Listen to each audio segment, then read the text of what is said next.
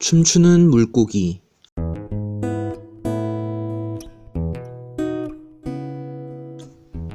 비가 개었습니다. 그리고 먼 언덕 위에 아름다운 무지개가 섰습니다. 이것을 본 산페이는 갑자기 바깥에 나가고 싶어졌습니다. 이런 무지개가 선 날은 웅덩이에 고기가 많으니까요.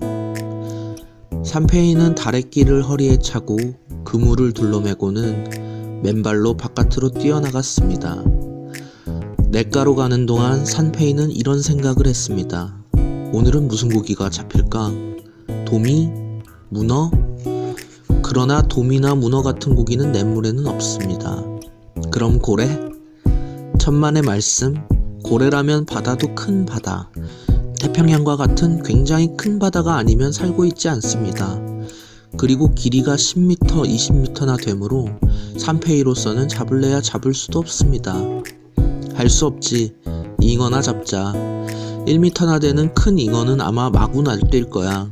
어쩌면 5m, 10m, 그 이상 뛰어오를지도 몰라.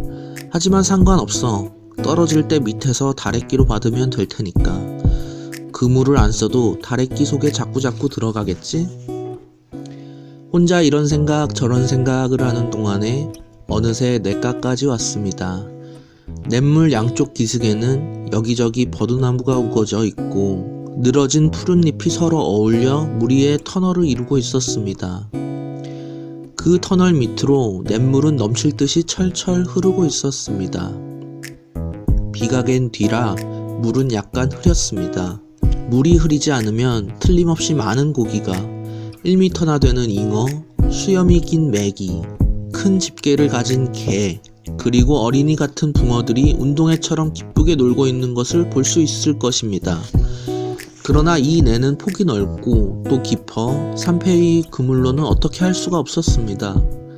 산페이가 고기를 잡는 곳은 이 내에서 옆론으로 나 있는 작은 도랑이었습니다. 논에 물을 끌어들이려고 만든 도랑은 폭과 깊이가 50cm쯤 되었습니다.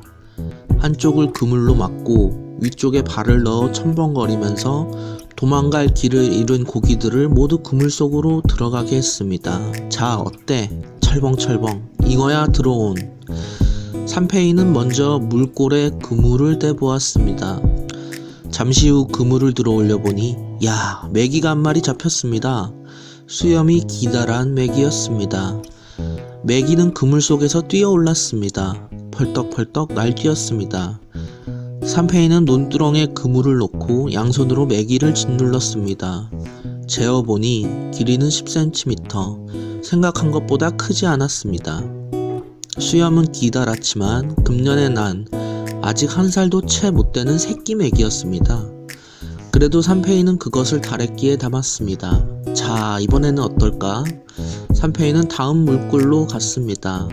철벙철벙. 장어야 들어와라. 2m 되는 큰 장어야 들어와라. 구워먹게. 그물을 들어보니 무엇인지 2-3마리 걸려 있었습니다. 그물을 논두렁에 놓으니 새끼 붕어 3마리가 팔딱거리고 있었습니다. 5cm도 안 되었습니다. 그래도 좋았습니다. 3마리나 잡혔으니까요. 그것도 다래끼에 담았습니다. 다음은 개다. 어떤 일이 있어도 개를 잡아야지. 산페이는 혼잣말로 중얼거렸습니다.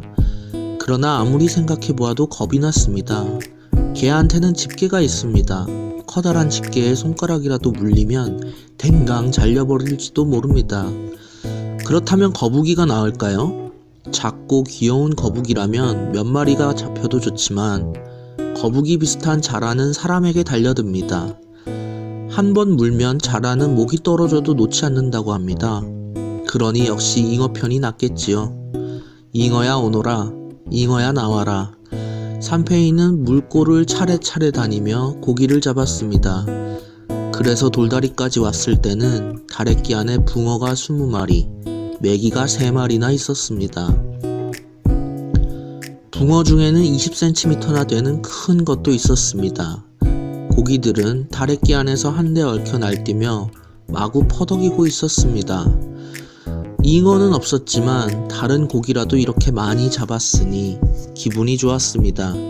산페이는 다리 위에 걸터앉아 물에 발을 담그고 잠시 쉬었습니다. 다래끼도 물에 담가 고기들이 헤엄쳐 다니게 했습니다. 산페이는 무심코 냇가 아래쪽을 바라보았습니다. 버드나무 위에 걸려있던 무지개는 어느새 사라져가고 있었습니다. 이제 곧 사라지겠구나. 이제 곧 사라지겠어. 산페이는 혼잣말로 중얼거렸습니다. 그러는 동안에 무지개는 점점 희미해져 갔습니다. 무지개가 막 사라져버린 때였습니다. 무지개가 걸렸던 버드나무 밑의 풀 속에서 무언가 빛나는 게 있었습니다. 무엇일까요? 아주 큰 것이었습니다. 더구나 그것은 뛰고 있었습니다. 펄떡펄떡 1m도 더 될 만큼 높이 뛰고 있었습니다. 잉어다. 틀림없이 잉어야. 산페이는 그물을 메고 달려갔습니다. 가까이 가면 갈수록 더욱더 크게 보이는 게 분명히 잉어였습니다. 여전히 펄떡펄떡 뛰고 있었습니다. 산페이는 그물을 확 씌웠습니다. 야, 굉장히 큰 잉어다. 뒤집어 씌운 그물을 힘껏 짓누르며 자세히 보니 바로 옆의 숲속에서도 무언가 움직이는 것이 있었습니다. 그것은 큰 개였습니다. 개는 커다란 집게발을 곤두세운 채 집게를 쩍 벌리고 있었습니다. 잉어와 싸움을 하고 있었을까요? 아니면 잉어와 같이 풀 속에서 놀고 있었을까요? 어쨌든 산페이는 개가 무서워 잉어만 잡아가지고 집으로 신나게 돌아왔습니다.